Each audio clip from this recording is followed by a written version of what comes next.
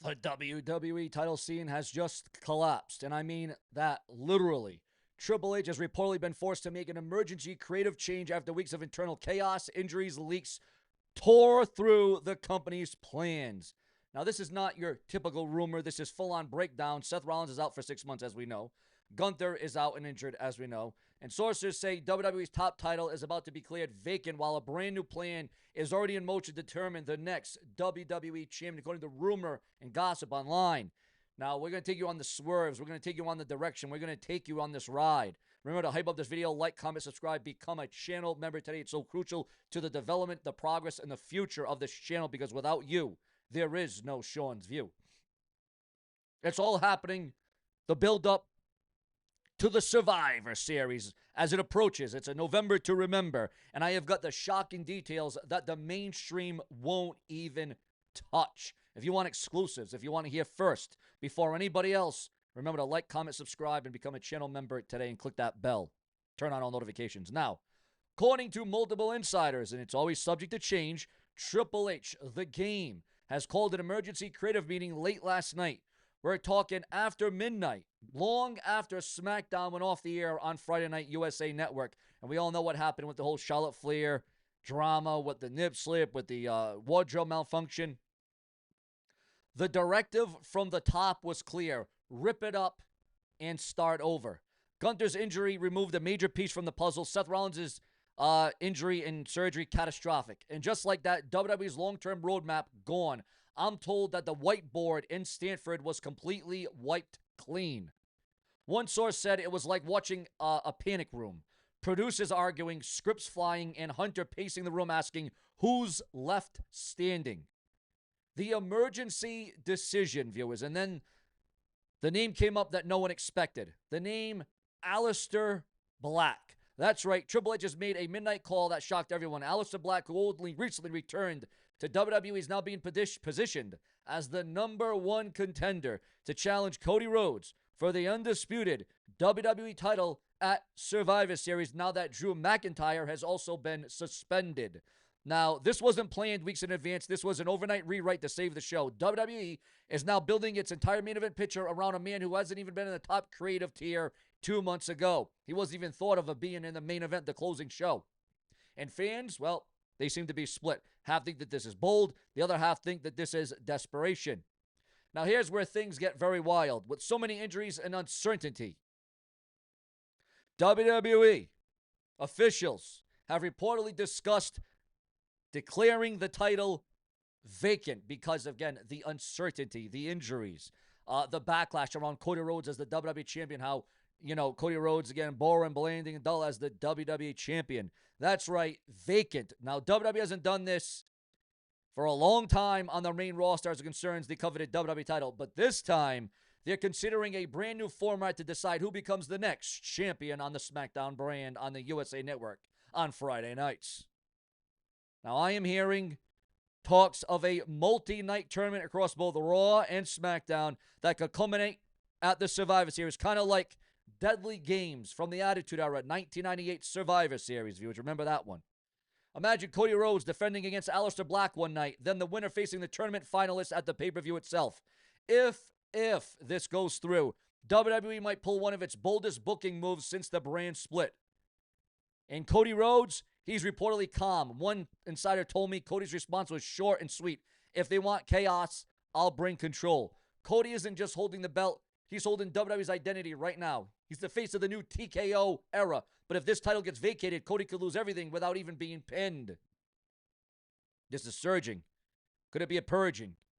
Also, viewers, fans, and subscribers. Cody isn't just holding the belt. Again, he is holding the very identity of World Wrestling Entertainment. The tension is real, it's raw, and it is fueling this entire storyline.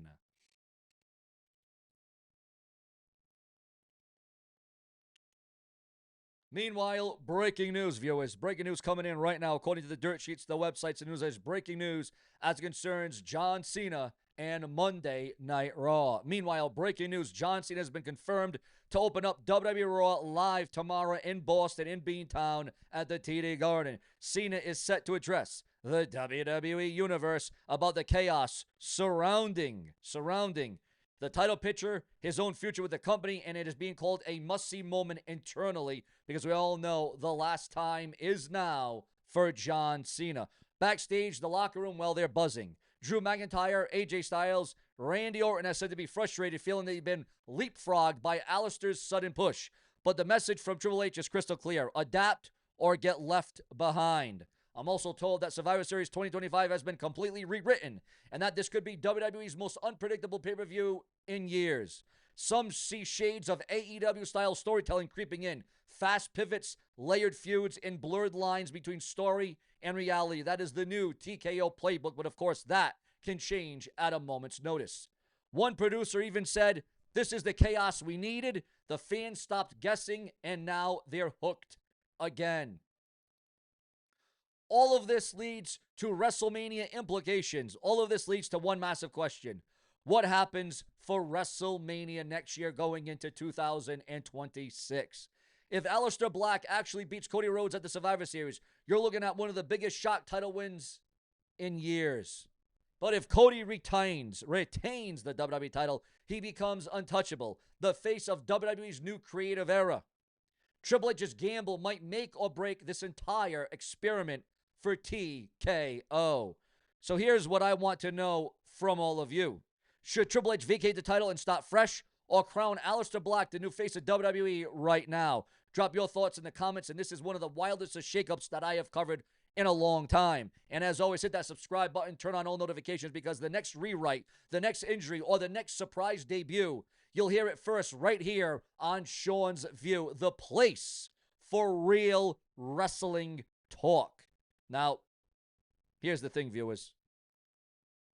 Here is the thing. When you're talking about the coveted WWE title, if you go back to 1998 when the title was vacated and there was no WWE champion, there was a tournament on that night that featured the likes of, at that time, the heavy hitters, the main eventers, the ones that you paid to see. Names like Stone Cold Steve Austin. Names like The Rock. Names like The Undertaker were in that tournament. Even Dwayne Gill was at the Deadly Games Survivor Series tournament on that night.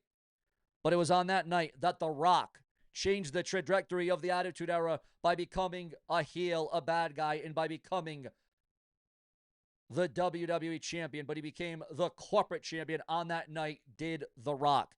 Now, if I'm booking, if I'm creating this, you have seen the teases. You have seen the play about Cody Rhodes turning heel, becoming corporatized. I mean, he already dresses the part. He already looks the part.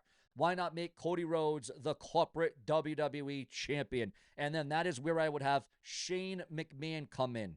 Shane McMahon come in, just like he did back in 98 around Vince McMahon. Have Shane McMahon come in. Hell, even Triple H. Imagine Shane and Triple H directing and guiding Cody Rhodes as the corporate WWE champion. Just think about that for 1 minute. That would be absolutely awesome. That would be epic in every facet, in my opinion. That would draw intrigue, and people would be invested and interested in Cody Rhodes again, because, again, right now, Cody Rhodes' WWE title reign, some are calling it bland and uninteresting, and some even say that John Cena, viewers, some are even seeing and alluding that John Cena should be the WWE champion at this stage of the game. But as we all know, the bottom can fall out at any moment. Also, viewers, fans, subscribers, in bonus coverage, John Cena's WWE Raw opponent, guys. Wait a minute. Now, I told you John Cena's going to be on Raw tomorrow. With John Cena making only 4 more appearances, including tomorrow night on Raw in Boston, his backyard in Boston and Beantown, the TD Garden. WWE, before retiring from in-ring competition, there are WWE Raw rivalries left to explore. From those he had never faced, but this might step up to challenge the legendary Cena to others to have a long history with the 17-time, never-seen 17-time world champion. There could be some interesting faces appearing to challenge Cena tomorrow night on Raw on November the 10th. One of those being, perhaps, potentially, Julius Creed. Another one on that list could be someone, an up-and-comer, someone that you may not suspect, someone that you may not expect. Your thoughts, your comments, and your opinions, and your intrigue on all of that. Because this is where it's at. This is the foundation. This is the line that we always cross. You call it fake, you call it clickbait, you call it cap. It's called rumor, gossip, and speculation. If you don't know what that means, well, then you're never going to get it, because there's two things you can do about SeanzView when you don't like it and you're not for me and you're against me. You can do two things about it: nothing and like it. You can type up a big game, but you can't meet me, you can't creep me, you can't do a damn thing to me, because you ain't got what it takes to take an Uber, a plane, Kurt Cobain, a train. You don't have what it takes to get the job done, to square off with the brash and the brazen. You cannot go one-on-one with the brash one, because you will never score, because you're a snore. The only people I'm here for at the end of the day are my subscribers, my channel members, and my viewers. That is the only ones I am here for. Everybody else can screw off, like Eric Bischoff, who would go to Tijuana to buy a tranny for a $30 payoff just to get a little boff before he steps off, and then I'll knock your block off, because I run the show. I have the mic, and I have the mic to make it right, and there ain't a damn person in the world that can stop me. There ain't anybody in the world that can shut me up. There ain't anybody in the world that can shoot, bro, like SeanzView Entertainment. No homo. Sub!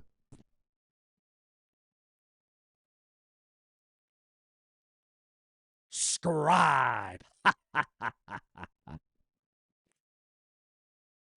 And if you don't know, well, now you know. Now you know.